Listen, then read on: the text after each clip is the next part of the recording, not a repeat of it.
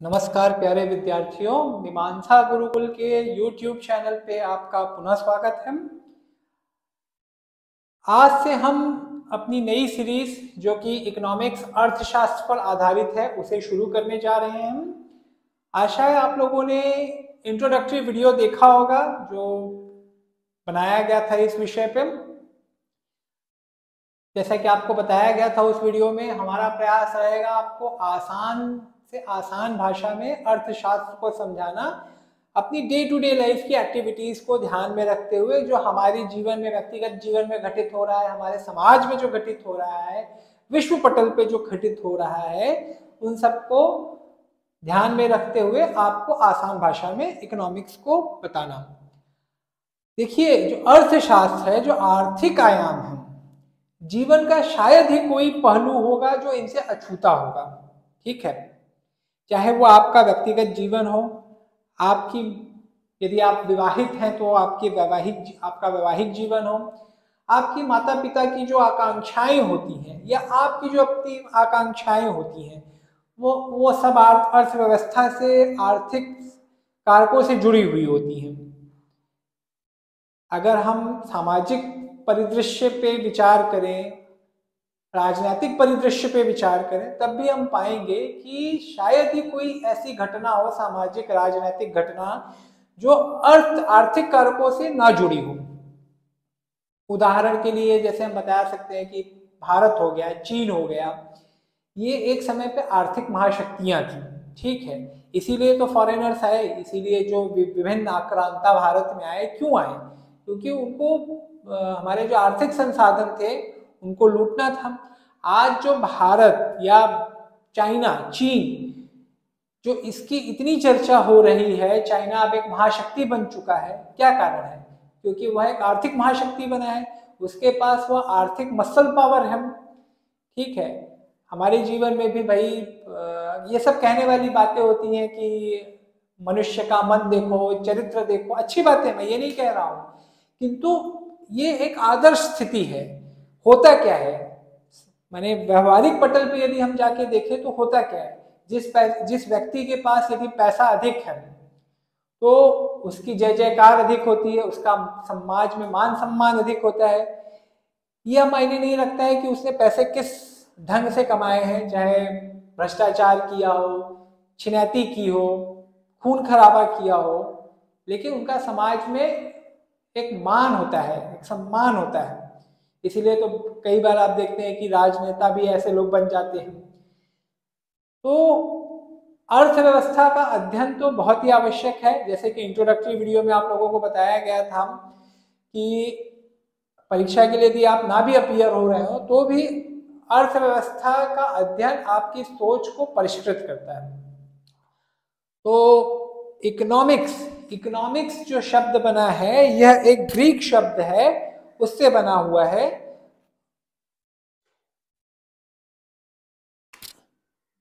वो ग्रीक शब्द है ओइकोनॉमस।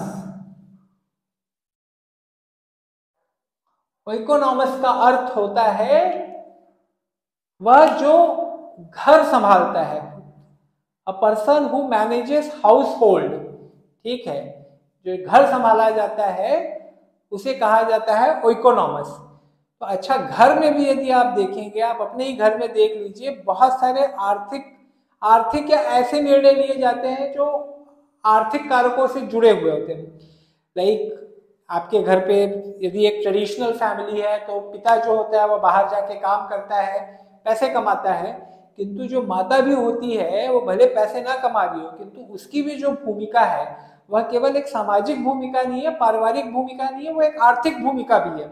वह घर के बच्चों का लालन पालन कर रही है, खाना बना रही है, डिविजन ऑफ लेबर जिसे कहते हैं। तो एक ट्रेडिशनल फैमिली में भी डिविजन ऑफ लेबर होता है, जिसके अंतर्गत जो पुरुष होता है वह बाहर जाके काम करता है, महिला घर पे रह के घर का काम करती है, जिसके अपने आर्थिक आयाम है। आप फेमिनिज्म में जाएंगे तो उस पर वो लोग इसी बात पे चर्चा करते हैं। आजकल तो ऐसी भी चर्चाएं होती हैं कि जो महिला घर पे काम करती है उसका भी एक आर्थिक जो मूल्य होता होगा उसे निर्धारित किया जाए, डिटरमाइन किया जाए और उनको उस अनुपात में उन्हें भी आर्थिक सहायता दी जाए, या तो परिवार माने पति द्वारा दी जाए या राज्य द्वारा दी जाए। आप अभी देख ही रहे हैं कि जैसे कि पंजाब में आप सरकार ने प्रति महिला को 1000 रुपए देने की बात कही, साउथ में भी ये सब बातें चलती रहती हैं। तो उसके पीछे यही सोच है कि महिला का भी एक बहुत महत्वपूर्ण आर्थिक रोल है, आर्थिक भूमिका है। तो एक घर में यदि आप देखेंगे तो बहुत सारे आर्थिक डिसीजंस लिए जाते हैं, लाइक प्रोडक्शन कौन करेगा। प्रोडक्शन माने यही कि भाई रोटी कपड़ा मकान की व्यवस्था कौन करेगा, किसको क्या मिलेगा। अब मेरी डिजायर्स हो सकती है, ऐसा क्या बोलते हैं, मेरी अपनी डिजायर हो सकती है कि मैं जाके कहीं घूम के आऊँ, किंतु हो सकता है कि जो मेरे पारिवारिक कर्तव्य हैं उनके चलते मेरे जो बच्चे हैं उनको पालन पोषण में मैं उन इच्छाओं की तिलांजलि दूं।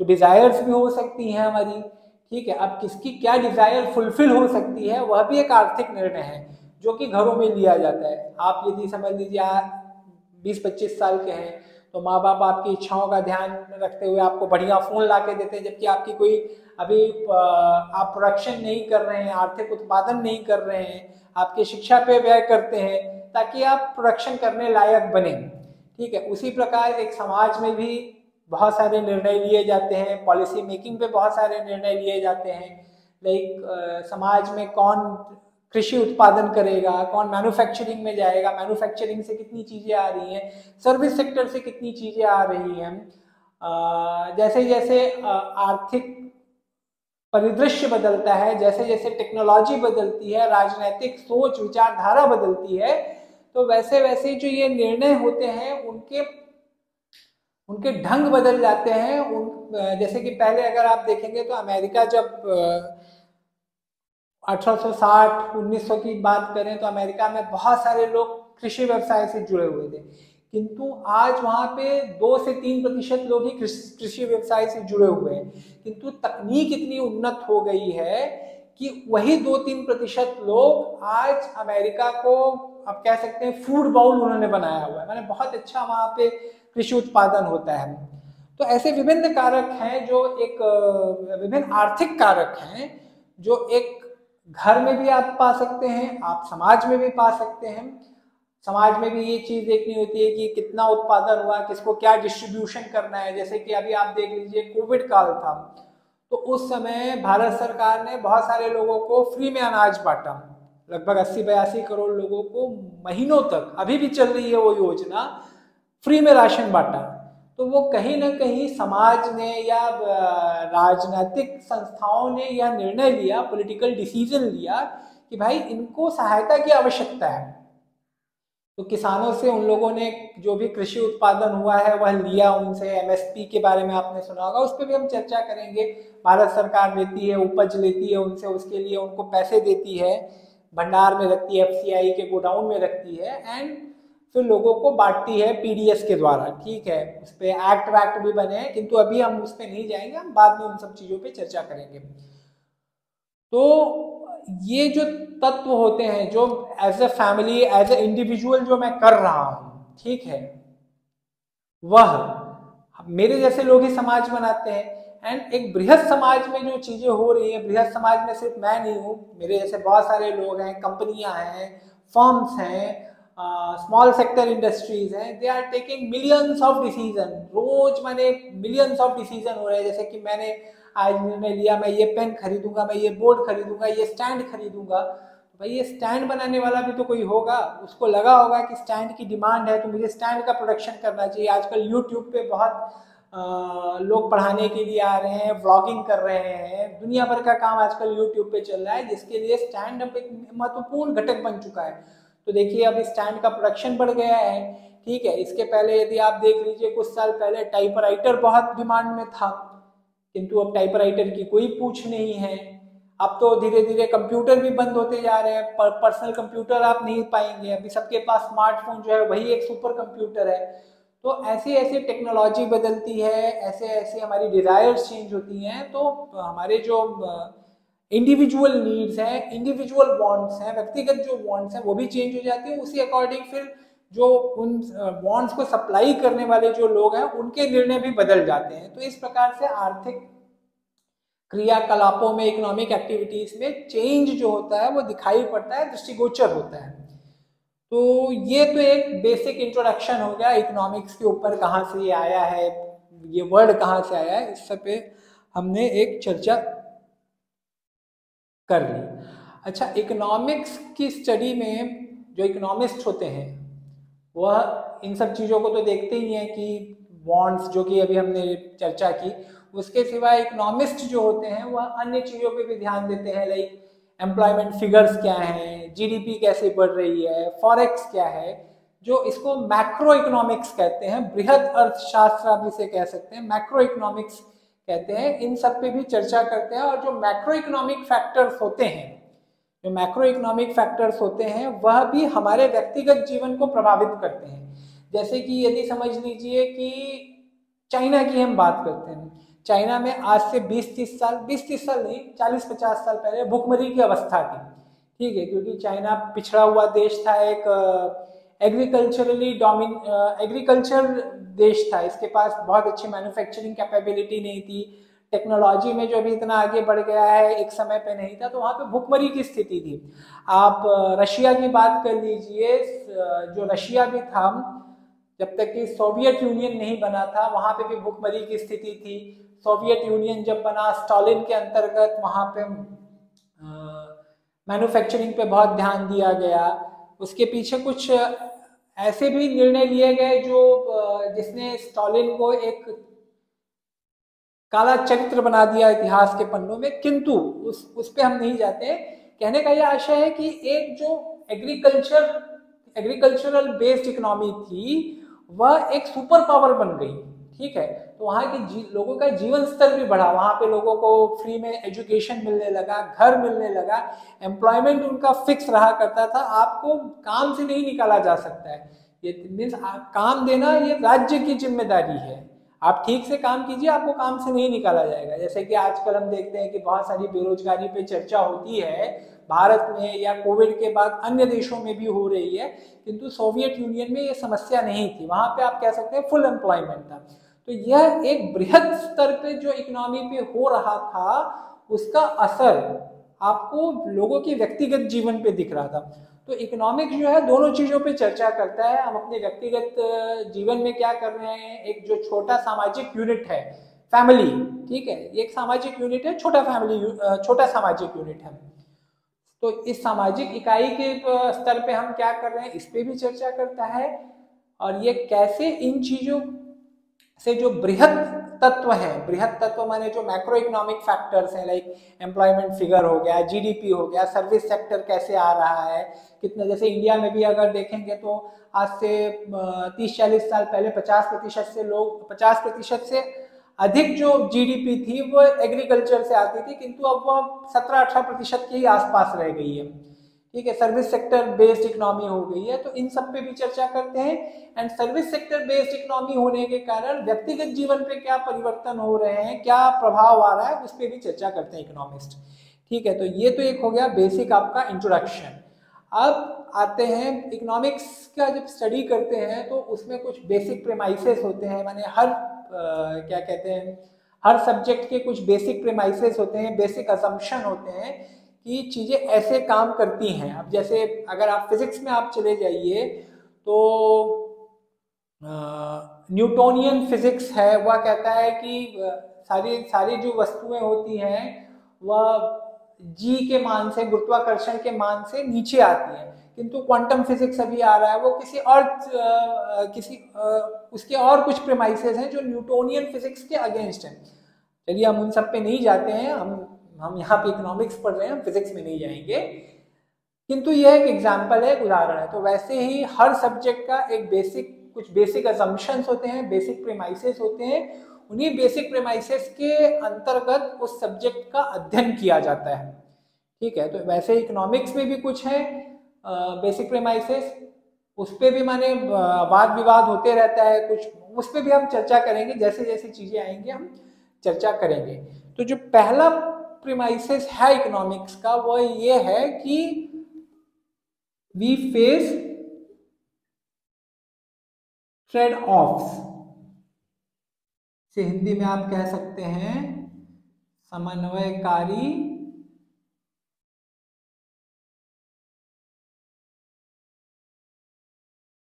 समझौता। देखिए, ये तो कॉमन सेंस की बात है, सभी, एक छोटा बच्चा भी ये समझता है कि हम जीवन में सदैव बैलेंस करते रहते हैं, संतुलन बना के रखते हैं। इच्छाएं हमारी बहुत हो सकती हैं, किंतु उन सारी इच्छाओं की पूर्ति नहीं की जा सकती है।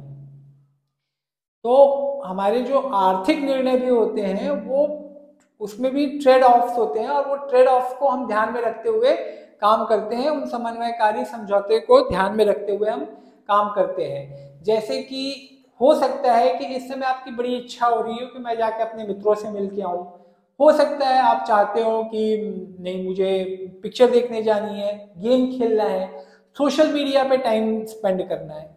किंतु दूसरी तरफ आप सोच रहे हैं कि नहीं, मेरी परीक्षा है, 1 महीने बाद, 2 महीने बाद, 1 साल बाद मेरी परीक्षा है, मुझे उस परीक्षा को पास करना है, मुझे अपना आगे का जीवन संवारना है, मुझे नाम कमाना है, प्रसिद्धि कमानी है। तो ये आप ट्रेड ऑफ पे काम कर रहे हैं, ठीक है। तो वैसे ही हमारे जितने भी आर्थिक, यदि समझ लीजिए कि मैं कृषि कार्य करने के लिए अब तैयार हो गया हूँ, मुझे कृषि कार्य करना है।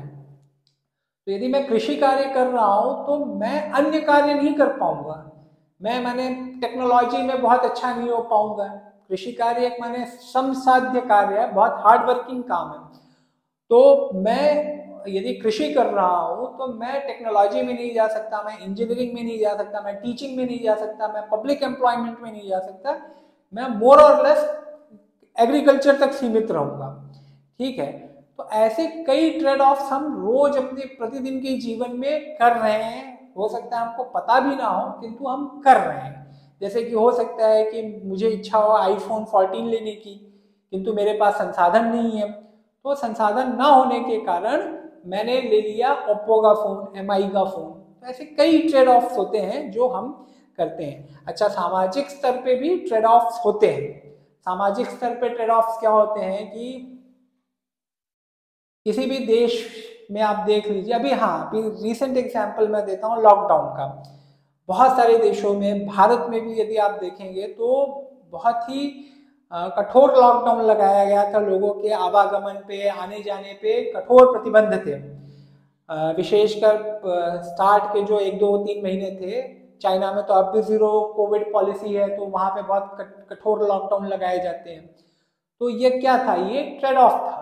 आप यदि आर्थिक गतिविधियों को रोक दे रहे हैं तो क्या हो रहा है, लॉकडाउन लगा दे रहे हैं तो क्या हो रहा है, आपकी आर्थिक गतिविधियां रुक जा रही हैं, राइट। तो उसके कारण विभिन्न समस्याएं आ सकती है, अनएम्प्लॉयमेंट आ सकता है, भूखमरी हो सकती है, सोशल कॉन्फ्लिक्ट बढ़ सकता है, जो हिंसा होती है। भाई, अगर मेरे पास खाने के लिए पैसे नहीं है तो मैं क्या करूंगा, मैं चोरी करूंगा, राइट, मैं डाका डालूंगा।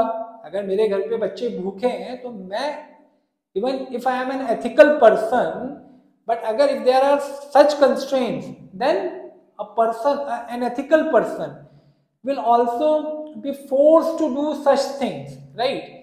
तो किंतु दूसरी तरफ क्या था, मौतें हो रही थी। यदि लॉकडाउन नहीं लगाया जाता तो क्या होता, कोविड के कारण जो मौतें हो रही थी उनसे भी बचाना था। तो सामाजिक स्तर पे भी यदि आप देखेंगे तो हमेशा ट्रेड ऑफ होते रहते हैं। आप एक चीज करेंगे तो दूसरी चीज नहीं कर पाते हैं। अब आपको ये डिसाइड करना है कि कौन सी चीज आपके लिए ज्यादा इंपॉर्टेंट है, ठीक है।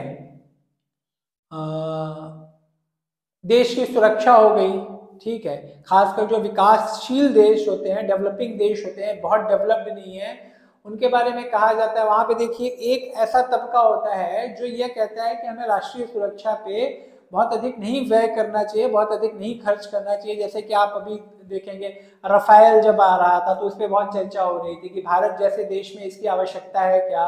बट बुलेट ट्रेन आ रही थी तो उस पर ऐसी, बुलेट ट्रेन तो सुरक्षा से जुड़ी हुई चीज नहीं है, किंतु ये कहा जा रहा था कि बुलेट ट्रेन की आवश्यकता है क्या, जहाँ पे लोग भूख से मर रहे हैं, जहाँ पे लोगों के पास खाने के पैसे नहीं है।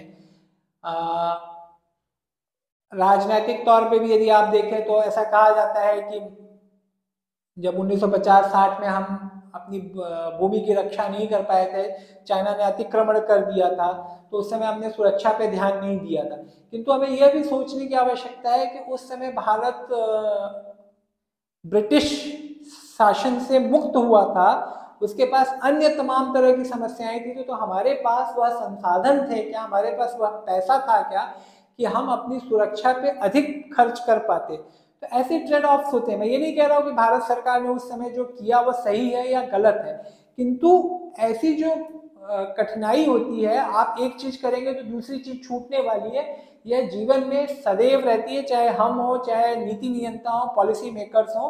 तो ये सब जानने से हम उनकी जो सोच है एटलीस्ट उसे तो हम समझ सकते हैं। सही गलत पे मैं कमेंट नहीं करने वाला हूं। तो ट्रेड ऑफ हमेशा होते हैं। फिर दूसरा ट्रेड ऑफ एक आप कह सकते हैं एनवायरमेंटल इश्यूज हो गए।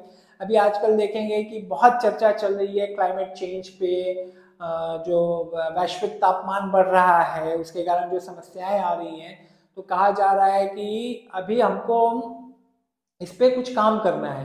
तो क्या हो रहा है, इलेक्ट्रिक कार्स आ रही हैं, बहुत सारी इंडस्ट्रीज पे रेगुलेशन लगा रही है गवर्नमेंट कि आपको इससे ज़्यादा नई टेक्नोलॉजी लगानी है जो कम से कम उत्सर्जन उत्सर्जन माने जो भी एमिशन होता है वो कम से कम हो। सोलर एनर्जी लगाइए, इलेक्ट्रिक एनर्जी मत यूज कीजिए, कोयला मत जलाइए। कोयला के अगेंस्ट वर्ल्ड बैंक अभी जा रहा है, कोल प्रोजेक्ट्स को फाइनेंस नहीं कर रहा है। तो उससे होता क्या है, उससे खर्च बढ़ता है।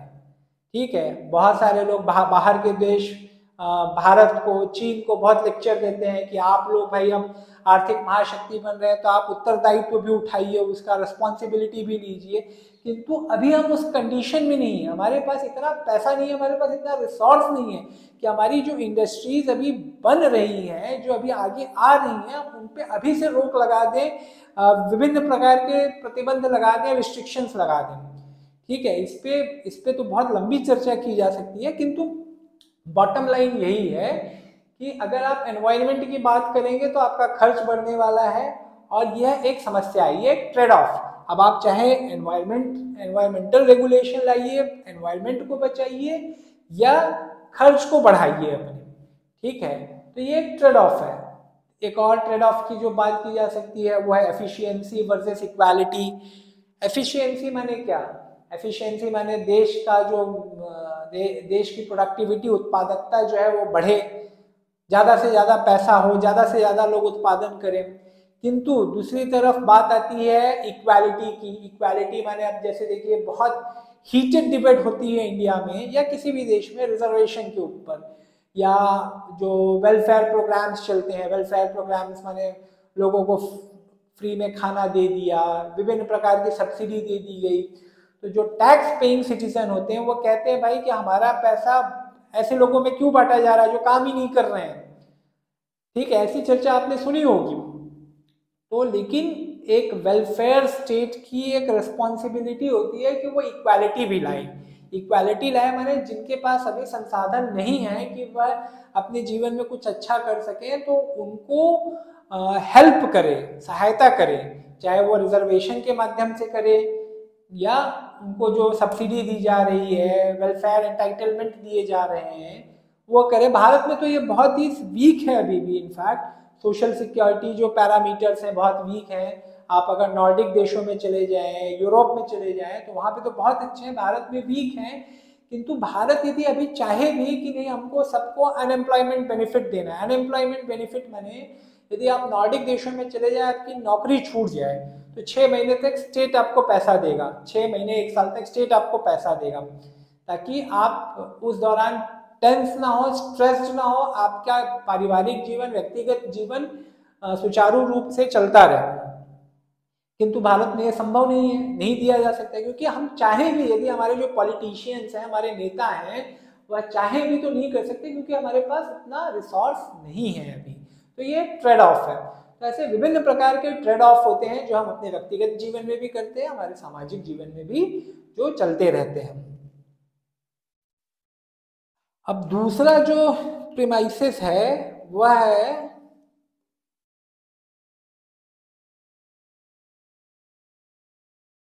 अपॉर्चुनिटी कॉस्ट, अवसर लागत जिसे कह सकते हैं। देखिए मैं एक चीज स्पष्ट करना चाहूंगा, ये सब जो अवसर लागत, यह जो शब्द है ये मैंने गूगल से उठाया है। मुझे नहीं पता है कि यही एग्जैक्ट टर्मिनोलॉजी है कि नहीं है, किंतु ये मैंने गूगल से उठाया है। मुझे ऐसा लगता है मेरी हिंदी ठीक ठाक है, किंतु बहुत सारी ऐसी तकनीकी शब्दावली है जिसकी हिंदी मुझे ना पता हो तो मुझे गूगल से उठानी पड़ती है। तो अपॉर्चुनिटी कॉस्ट का भी अर्थ यही होता है, ये भी एक प्रकार से ट्रेड ऑफ से जुड़ा ही हुआ है कि यदि मैं एक काम कर रहा हूं तो दूसरा काम मैं नहीं कर पाऊंगा, लेकिन दूसरा काम यदि मैं करता तो उससे भी मुझे कुछ आय होती, कुछ लाभ होता, लेकिन वह लाभ मुझे नहीं मिल रहा है। तो एक काम करते उस समय मेरे पास एक नुकसान हो रहा है, ठीक है, तो उसे कहा जाता है अपॉर्चुनिटी कॉस्ट। अब अपॉर्चुनिटी कॉस्ट को जैसे अगर हम एग्जांपल्स के माध्यम से ले, अब जैसे देखिए सचिन तेंदुलकर थे, ठीक है, सचिन तेंदुलकर बहुत ही ब्रिलियंट, कहने की आवश्यकता नहीं है भाई, क्रिकेट का भगवान उन्हें कहा जाता है। 16 वर्ष की आयु में उन्होंने क्रिकेटिंग जगत में पदार्पण किया, ठीक है। उस आयु में ज्यादातर बच्चे स्कूल में कॉलेज में होते हैं और वो इंटरनेशनल क्रिकेट खेलने लगे। पढ़ाई उनकी बहुत अच्छी नहीं हुई है, 12वीं आई थिंक पास है वो, लेकिन एक क्रिकेटर की आयु क्या होती है? एक क्रिकेटर की आयु होती है, समझ लीजिए 16 से लेके 35 वर्ष, 19 साल, 19 से 20 साल होती है। अब यदि वह सोचते कि नहीं मैं पूरा अपना ग्रेजुएशन कंप्लीट कर लेता हूँ, पीजी कर लेता हूँ और तब क्रिकेट पे ध्यान देता हूँ, तो हो सकता है कि वो 21-22 वर्ष की अवस्था में क्रिकेट टीम में आते भी कि नहीं पता नहीं, क्योंकि यदि आप इंटरनेशनल लेवल पे क्रिकेट खेलना चाहते हैं तो आपको कड़ी मेहनत करनी पड़ती है, 10 से 12 घंटे देने पड़ते हैं। तो आप दोनों काम नहीं कर सकते, या तो आप क्रिकेट खेलिए या तो आप पढ़ाई में अच्छे रहिए। तो इसीलिए देखिए वो 21-22 वर्ष की अवस्था में नहीं आए, उन्होंने ग्रेजुएशन पोस्ट ग्रेजुएशन पे ध्यान नहीं दिया, उन्होंने 12वीं तक की शिक्षा ग्रहण की, 10वीं 12वीं जो भी की हो, फिर वो क्रिकेटिंग जगत में आ गए। क्यों आए? क्योंकि उनको पता था यहाँ पे मैं बहुत अच्छा पैसा बना सकता हूँ, यहाँ पे मैं बहुत अच्छा नाम कमा सकता हूँ, और जो उन्होंने किया। तो ये हो गया आपका अपॉर्चुनिटी कॉस्ट, ठीक है। अभी आप जैसे देखिए अमेरिका में आजकल ये चर्चा बहुत होती है कि आप जो कॉलेज एजुकेशन ले रहे हैं, यहाँ वहाँ पे ये बहुत माने प्रोमिनेंट चर्चा है, जो कॉलेज एजुकेशन आप ले रहे हैं तो वह इतना लाभप्रद है या नहीं, फायदेमंद है या नहीं, क्योंकि वहाँ पे कॉलेज एजुकेशन महंगा है, उसके लिए आप लोन लेते हैं, वह लोन चुकाने में आपका 5 से 6 साल चला जाता है, लोन चुकाने में 5 से 6 साल चला जाता है। अब वो लोन चुकाते समय हाँ, और दूसरी बात अब वहाँ पे भी पहले जैसे क्या बोलते हैं कि जो प्रोडक्टिविटी में वृद्धि हो रही थी, अब वैसी वृद्धि वहां पे नहीं हो रही है, लोगों की इनकम भी वैसे नहीं बढ़ रही है जैसे कि 1960, 70, 80 में बढ़ रही थी। तो लोगों का कहना यह है कि भाई कॉलेज में हम जा रहे हैं, 5-6 साल 7 साल हम वहां पे निकाल रहे हैं, बड़ा हमारे सर पे एजुकेशनल लोन हो जा रहा है। वहां पे आपको पता है कि एक बार 19-20 साल के बाद लड़का स्वतंत्र हो जाता है, माँ बाप उसके जो खर्च होते हैं, उसके ऊपर जो ऋण है वह नहीं चुकाते हैं, लड़का स्वयं चुकाता है। तो 20-21 साल की अवस्था में जब वो बाहर निकलता है तो उसकी सैलरी इतनी अच्छी नहीं होती है, किंतु लोन उसके ऊपर बहुत होता है, तो कई वर्ष तो चले जाते हैं लोन चुकाने में ही। तो वह जो कॉलेज एजुकेशन है वह सही में फायदेमंद है या नहीं, इस बात पे वहाँ पे चर्चा होती रहती है। तो ऐसे कई अपॉर्चुनिटी कॉस्ट होते हैं, जैसे कि आप ये वीडियो देख रहे हैं, हो सकता है कि इस समय भी आप भी जाके कुछ काम करते, बहुत यदि आप स्किल्ड नहीं है, आप समझ लीजिए जेरोक्स की एक दुकान डाल लेते, चाय की एक दुकान डाल लेते। चाय की दुकान में कई जगहों पे लोग लाखों में कमाते हैं, आप देख ही रहे हैं कि MBA चाय वाला, और यहाँ बहुत सारे ऐसी चाय के ब्रांडेड दुकानें खुल गई हैं। किंतु कहने का यह आशय है कि आप YouTube पे एक बोरिंग मास्टर का लेक्चर सुन रहे हैं, क्यों? क्योंकि आपको लगता है, हो सकता है कि ये मेरे आगे की जीवन में मुझे अच्छा दे। आज मैं भले नहीं कमा पा रहा हूँ, हो सकता है आज मैं 200 रुपये नहीं कमा पा रहा हूँ चाय की दुकान रख के, किंतु 2-3 साल बाद हो सकता है कि मैं रोज के 2000 कमाता रहूँ, 20,000 कमाता रहूँ। तो ये एक अपॉर्चुनिटी कॉस्ट है जिसपे आप माने गिव एंड टेक करते रहते हैं। तो ये तो हो गया दूसरा आपका। आज एक और प्रीमाइसेस पे चर्चा करेंगे इस वीडियो में, उसके बाद हम इस वीडियो को समाप्त कर देंगे। तीसरा होता है आपका इंसेंटिव्स।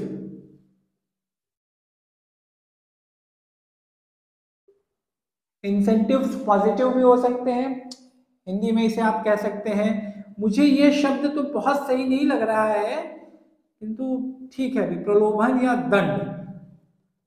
प्रलोभन माने एक पॉजिटिव इंसेंटिव हो गया कि जैसे हम छोटे बच्चों को नहीं कहते हैं कि भाई तुम पढ़ लो तो तुमको चॉकलेट देंगे, तो क्या है, ये प्रलोभन दे रहे हैं, राइट। तो पॉजिटिव इंसेंटिव भी हो सकता है। नेगेटिव इंसेंटिव क्या हो गया आपका, दंड, पनिशमेंट। तो नेगेटिव इंसेंटिव में आप कैसे देख सकते हैं, अगर लड़के ने पढ़ाई नहीं की तो बाप ने 2 झापड़ मार दिए, तो ये नेगेटिव पनिशमेंट है, नेगेटिव इंसेंटिव है, सॉरी, पनिशमेंट। तो यह भी आर्थिक जगत को प्रभावित करता है, चाहे आपका व्यक्तिगत आर्थिक जगत हो या एक समाज का जो आर्थिक जगत होता है उसको ये प्रभावित करता है। अभी नौकरी का आप देख लीजिए, आईटी में अभी कोविड के बाद यदि आप देखेंगे तो नौकरियों के लिए मारामारी थी कि भाई नए नए लड़कों को जिनको 4-5 साल का एक्सपीरियंस है उनको जो वेतन मिल रहा था, एक कंपनी में 25 लाख मिल रहा है तो दूसरी कंपनी में 35 लाख देने के लिए तैयार है। ज्यादा नहीं, 5 साल का एक्सपीरियंस है उनको, 6 साल का एक्सपीरियंस है, तो लड़के क्या कर रहे हैं, यहाँ पे आ रहे हैं जहाँ पे उनको ज्यादा पैसा मिल रहा है। अब इंसेंटिव, पॉजिटिव इंसेंटिव सिर्फ पैसा नहीं हो सकता, बहुत सारी चीजें पॉजिटिव इंसेंटिव हो सकती हैं, लाइक स्टेटस हो गया, नाम हो गया। जैसे आप यदि यूपीएससी के लिए प्रिपेयर कर रहे हैं, आप आईएएस ऑफिसर बन जाएंगे, आपका वेतन क्या रहेगा, जो आपका शुरुआती वेतन रहेगा वो बहुत होगा, 80-90 हजार होगा, कुछ भी नहीं है आज के समय में, इसके सामने तो कुछ भी नहीं है ना। किंतु आप क्यों बनना चाह रहे हैं आईएएस, क्योंकि उसके साथ और पॉजिटिव इंसेंटिव्स हैं, स्टेटस है, आपके पास पावर रहेगा, आपका सोशल नेटवर्क बढ़ेगा, स्किल्स आएंगे, एक्सपोजर मिलेगा, तो सेफ्टी रहेगी। भाई आईएएस को निकालना तो मैंने असंभव सा कार्य है, जो अभी सिचुएशन है, जो अभी हमारी कॉन्स्टिट्यूशनल स्कीम है उसमें तो एक आईएएस को निकालना लगभग असंभव सा कार्य है। तो there are many positive incentives associated with profession like IAS, right. दंड भी हो सकते हैं। अब दंड में क्या हो सकता है, दंड में तो जैसे कि मैंने बताया आपको, अभी आप अगर बीच में आपने देखा होगा कि मिनिस्ट्री ऑफ रोड ट्रांसपोर्ट ने फाइन बहुत बढ़ा दिए हैं, अगर आप कुछ भी रोड पे गलती करते हैं, गाड़ी चलाते समय सीट बेल्ट नहीं लगाते। अभी जैसे आपने सुना ही होगा कि साइरस मिस्त्री के निधन के बाद पीछे भी सीट बेल्ट लगाना अनिवार्य कर दिया है। तो ये क्या है, ये दंड है। अभी जैसे मेरा एक मित्र बीच में बता रहा था कि उसने एक्सप्रेस हाईवे पे ओवर स्पीडिंग की, ज़्यादा तेजी से गाड़ी चलाई, तो उसको सीधे सीधे बिना कुछ किए टेक्नोलॉजी के मदद से 2000 रुपये का चालान आ गया घर पे मैंने उसके मोबाइल पे, मेल पे, जैसे भी आया हो। अगर इतना ज्यादा दंड हो जाता है, ट्रैफिक हवलदार आपको पकड़ता है, इसको तो ठीक है ऑनलाइन आ गया, लेकिन समझ लीजिए ऑनलाइन नहीं आ रहा है, ट्रैफिक हवलदार आपको पकड़ेगा, 2000 रुपये दंड है, तो वो आपको 50 रुपए लेके नहीं छोड़ने वाला है, वो आपसे लेगा 500 रुपए। अगर आप समझ लीजिए उसको घूस दे रहे हैं तो 2000 दंड होने पे पहले जहाँ पे आप 50 रुपए लेके निकल जाते थे, अब आपसे वो 500 रुपए मांगेगा, उससे कम में नहीं छोड़ेगा, ठीक है। तो ये एक प्रकार का दंड है, भले करप्शन बढ़ रहा हो इसमें किंतु दंड है ये। अभी पॉजिटिव इंसेंटिव्स में अगर आप सामाजिक स्तर पे देखेंगे तो पॉजिटिव इंसेंटिव क्या हो सकते हैं, अच्छा रूल ऑफ लॉ, ठीक है, लॉ एंड ऑर्डर जिसे कहते हैं वो अच्छा हो। जिस भी देखिए प्रदेश में आप पाएंगे लॉ एंड ऑर्डर अच्छा है, वहां पे आर्थिक गतिविधियां अच्छी होती हैं।